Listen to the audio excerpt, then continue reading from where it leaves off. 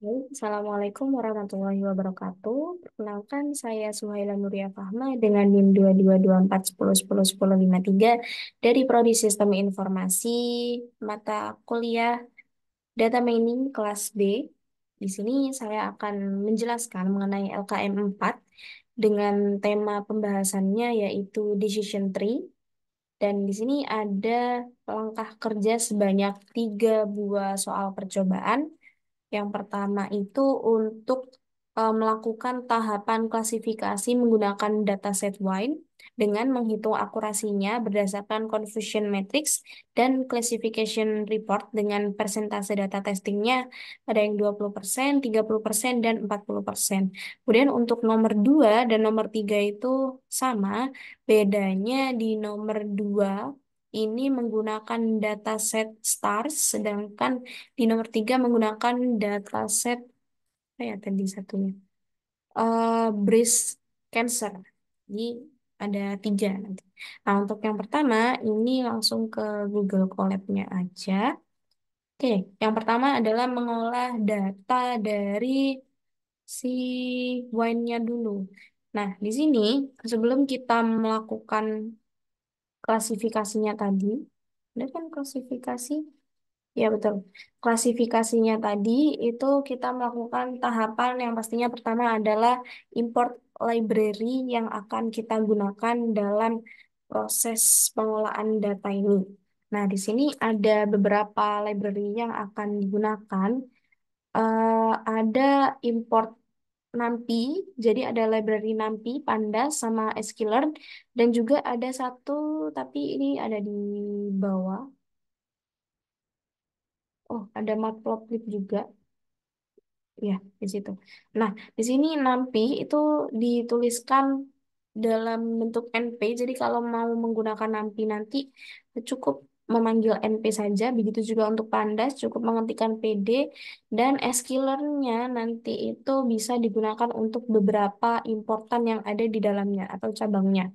Nah, yang pertama itu ada sklearn.model selection.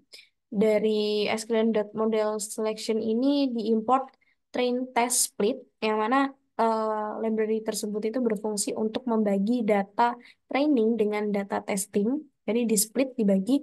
Kemudian ada sklearn matrix untuk menggunakan fungsi confusion matrixnya untuk menghitung matriksnya, hasil matriksnya nanti.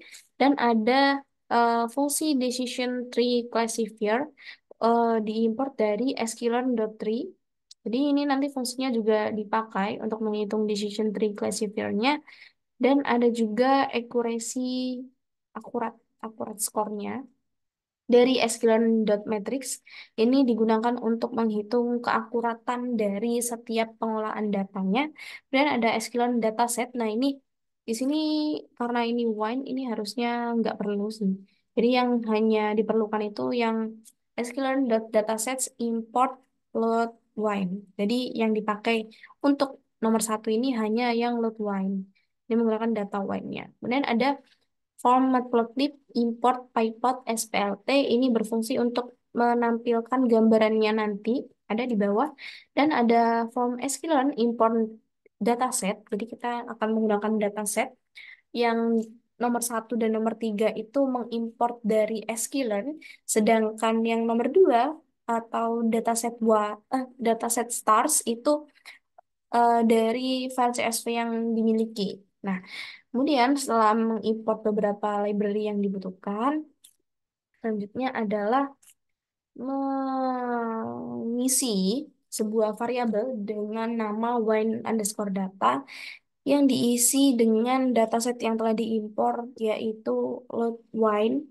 Di sini disimpan ke dalam wine data dan kemudian wine data ini kita masukkan ke dalam fungsi pandas, tepatnya di bagian data frame itu dan disimpan ke dalam variabel bernama wine. Nah, jadi setelah kita import datasetnya, dimasukkan ke dalam data frame, disimpan di dalam variabel namanya wine.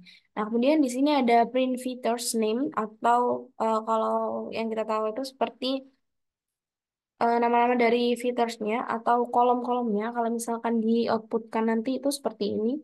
Jadi di dalam dataset wine itu ada Features name, alkohol, kemudian ada mel, ini bacanya gimana ya? Melic underscore acid. Ya, kalau misalkan ada kesalahan mohon dimaklumi, karena nggak tahu juga bacanya kayak gimana. Ya, kurang lebih seperti ini. Dan yang terakhir ini ada proline juga. Nah, itu untuk features names dari dataset wine. Kemudian ada wine.shape. Ini untuk menampilkan shape dari wine-nya atau jumlah baris dan jumlah kolom dari dataset wine-nya. Kalau ditampilkan itu berjumlah 178 baris dengan 13 kolom. Nah, sesuai dengan banyaknya features name-nya juga. Kemudian ada fungsi untuk memisahkan atribut dan kelasnya menggunakan dengan ketentuan X itu atributnya, kemudian Y itu kelasnya. Nah, untuk mengisi X ini sebagai atribut, caranya adalah dengan memanggil dataset wine tadi, yaitu wine.values, terus mengambil semua indeks yang ada, indeks barisnya, semua barisnya itu diambil di bagian kolom indeks ke 0 sampai indeks ke 13. Jadi hampir keseluruhan datanya itu disimpan ke dalam X-nya, atribut X. Kemudian dengan Y-nya itu sebagai penyimpan class-nya. Nah, class-nya ini cara mengambilnya, menyimpannya itu menggunakan wine data. Jadi ini untuk pure datanya yang dari dataset, bukan yang dimasukkan ke dalam data frame atau pandasnya. Ini yang diambil kemudian dot targetnya. Nah, setelah itu, setelah kita memisahkan antara atribut dan class dari X dan Y-nya tadi, selanjutnya adalah proses membuat train set dan test set menggunakan fungsi train underscore test underscore split, seperti yang ada di atas tadi, importnya. Nah, jadi di sini ada tiga macam train set dan test setnya, tergantung dari permintaannya tadi. Kalau di sini kan kita diminta untuk mengklasifikasi dengan persentase testing ada yang 20%, 30%, dan juga 40%. Nah, ini untuk baris yang 20, ini 30, dan ini 40. Gimana cara tahunya? Karena di bagian ini, di bagian test size itu sudah dituliskan ini yang 0,2 atau kalau misalkan kita ingin mengubah data 20% menjadi ke desimal itu menjadi 0,2, 30% menjadi 0,3 dan 40% menjadi 0,4. Dengan menggunakan fungsi train underscore test underscore split semuanya. Nah, setelah itu, setelah kita membuat data training dan data testing, selanjutnya adalah kita menggunakan fungsi decision tree classifier dengan random state-nya sama kayak yang di atas tadi 42 dan ada CLF itu kalau nggak salah confusion matrix-nya ya. Nah, dot fit ini diisi dengan X train 1 dengan Y train 1. Jadi sepasang untuk yang persentase 20%. Kemudian yang kedua adalah punyanya yang 30% dan yang tiga punyanya 40%. Nah, kemudian kita print satu per satu di sini prediksinya kayaknya yang ini. Bentar, kita cek lagi. Kita tes, oh ya. Jadi eh, ini untuk bagian printnya, maaf. Yang ini untuk menampilkan atau menghitung confusion matrixnya. Jadi kalau yang atas ini decision tree classifiernya, kalau di print nanti ini hasilnya seperti sebuah list. Ini adalah hasil dari kalau kita lihat di sini Y predik 1 atau CLF-nya. Oh, iya betul. Y predik 1 yang ini, maaf, yang ini itu yang ditampilkan di sini. Kemudian Y predik 2 itu yang di sini. Y predik 3 itu yang di sini. Nah, kemudian masing-masing dari persentasenya tadi setelah diuji itu dimasukkan ke dalam decision tree classifiernya, kemudian dimasukkan ke dalam confusion matrixnya. Di sini kita menggunakan variabel yang namanya CM1, ada CM2 dan CM3, menyesuaikan urutan persentasenya tadi dengan menggunakan fungsi confusion matrix dan memasukkan Y test serta Y pred-nya atau Y prediksinya sini tadi, maka nanti hasilnya akan muncul seperti ini. Ini untuk confusion metricnya dan untuk menghitung akurasinya kita menggunakan fungsi accuracy underscore score-nya tadi, ACU. Nah, ini. Nah, kalau dari yang kita lihat di sini, setelah di print ketiganya dari yang 20%, 30%, dan 40% itu, selanjutnya kita bisa melihat perbedaan akurasi antara ketiganya. Kalau dilihat di sini sebenarnya hampir sama, bukan hampir sama, memang sama. Di sini 0,9444 semuanya dari yang 20%, 30 maupun yang 40%. Walaupun di confusion matrix-nya itu berbeda isi dari angkanya. Nah, kemudian langkah yang selanjutnya adalah membuat grafik menggunakan pyplot tadi, karena kita sudah mengimport si plotnya. Sini ada fungsi tree.plot tree CLF. Nah, sini nanti munculnya seperti ini. Ini untuk menggambarkan grafiknya yang telah dilakukan oleh model ini. Nah, kemudian di print juga text representation-nya, itu yang ini. Nah, kalau misalkan dilihat dalam bentuk gambarnya, itu hasilnya kurang lebih seperti ini. Menggunakan fungsi gini, GINI, GINI. Kemudian kalau kita lihat hasilnya yang data Y itu kurang lebih seperti ini.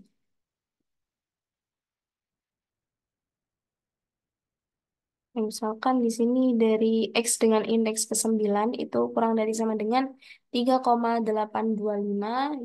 Ininya itu 0,656, sampelnya 106, dan value-nya adalah 33,44,29.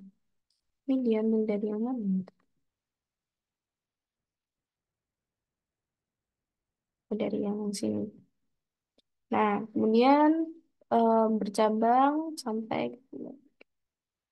Oke, selanjutnya kita masuk ke data stars-nya. Nah, di soal nomor 2 dan 3 itu sebenarnya hampir sama. Bedanya hanya di datasetnya. Nomor 2 dan 3 juga. Oke, karena dari soal nomor 2 dan 3 itu kurang lebih sama, untuk penjelasan codingannya itu sama, menggunakan cara yang sama, berbeda di bagian import datasetnya saja. Kalau kita menggunakan dataset wine, itu bisa dengan mengimport dari dataset. Begitu juga untuk yang breast cancer, ya untuk yang breast cancer juga seperti itu. Tapi kalau yang di stars itu menggunakan upload file di sini. Jadi tadi saya sudah menambahkan file baru. Nah, seperti ini tadi ditambahkan file barunya, yaitu bernama stars.csv. Nah, seperti ini. Dan sisanya itu kurang lebih sama seperti yang di kode awal tadi. Berbeda dengan kode yang pertama, ketika kita menggunakan dataset dari stars itu eh, didapati sebuah output yang paling jelas adalah akurasinya mencapai 1,0. Begitu dengan angka 20%, 30 maupun 40%, semua akurasinya adalah 1,0. 1,0. Nah, ini untuk hasilnya. Setelah itu, di nomor 3, perbedaannya lagi itu ada di akurasinya. Ini caranya hampir sama dengan yang pertama tadi. Bedanya yang diimport adalah load breast cancer. Nah, itu. Nah, tapi di sini, jika di dataset wine dan dataset dari star study itu hampir sama semua, hasil dari akurasi untuk persentase 20%, 30 maupun 40%, di bagian dataset breast underscore cancer ini didapati akurasi yang berbeda-beda di setiap persentasenya. Kalau di sini kita lihat di dataset 20% itu akurasinya 0,93 8, 5, 9, dan seterusnya. Nah, sedangkan untuk dataset 30% akurasinya tidak jauh berbeda, tetapi angka belakangnya itu berbeda. Tidak jauh berbeda, tapi angkanya untuk detailnya berbeda. Kalau yang awal tadi di 20% itu 0,935, kalau yang di 30% itu 0,935. Kalau ini tadi 8. Nah, untuk yang 40% ini hampir sama dengan yang 20%, 20 dan 40 berbeda dengan yang 30. Nah, ini untuk hasil fiturnya karena di sini juga menyimpan banyak sekali features name atau kolomnya. Jadi di sini juga cukup panjang prosesnya. Dan kalau digambarkan itu bercabangnya sebanyak ini. Gitu. Dari apa yang sudah dikerjakan itu saya mengamati hasil dan analisis data. Yang pertama adalah mengenai langkah-langkah yang digunakan dari ketiga datasetnya. Itu dari ketiga dataset yang diuji, ketiganya menggunakan langkah-langkah yang sama sebagai berikut. Yang pertama itu pastinya memisahkan data antara data training dan data testingnya dengan menggunakan library train underscore test underscore split dari sklearn model selection untuk memisahkan dataset menjadi data training dan testing dengan proporsi yang ditentukan. Kemudian ada pemilihan modelnya.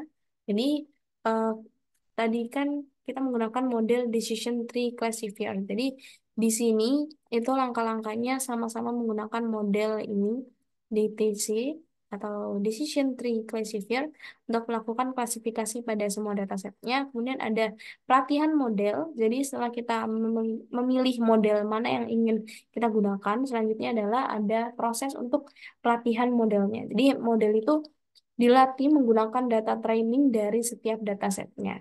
Setelah melakukan pelatihan model, melakukan pengujian, ada yang namanya evaluasi model. Ini menggunakan data testing. Kalau tadi kan yang diuji itu atau dilatih itu adalah data training, yang dievaluasi ini menggunakan data testing untuk mengevaluasi performa model dan menggunakan matriks akurasi dan confusion matrix untuk memahami seberapa baik model dapat mengklasifikasikan data. Dan yang terakhir adalah membandingkan hasilnya. Jadi, membandingkan hasil akurasi dan confusion matrix dari setiap dataset dengan variasi persentase data testing untuk melihat bagaimana performa model bervariasi tergantung pada ukuran data testing yang digunakan. Dari dari ketiga dataset tadi kita bisa menemui keakuratannya itu juga berbeda-beda. Tapi ada juga yang meskipun persentasenya berbeda itu hasilnya sama, tapi ada juga yang jika persentasenya berbeda hasilnya pun ikut berbeda gitu. Nah, meskipun dataset dan atribut yang digunakan ini berbeda, pendekatannya itu umum dalam mengklasifikasikan data dan mengevaluasi model tetap sama. Dalam perbandingannya, ini selanjutnya adalah membahas outputnya. Kalau sebelumnya kan membahas langkah-langkahnya. Nah, dari output dari ketiga jenis dataset dari Wine, Stars, dan Breast Cancer, itu terdapat beberapa perbedaan dan juga kesamaannya dalam hasil evaluasi modelnya. Oke, kalau dari one datasetnya itu kita lihat di tingkat akurasinya di bagian testing 20, 30 maupun 40% hasilnya sama semuanya di angka 0,9444 dan sekian.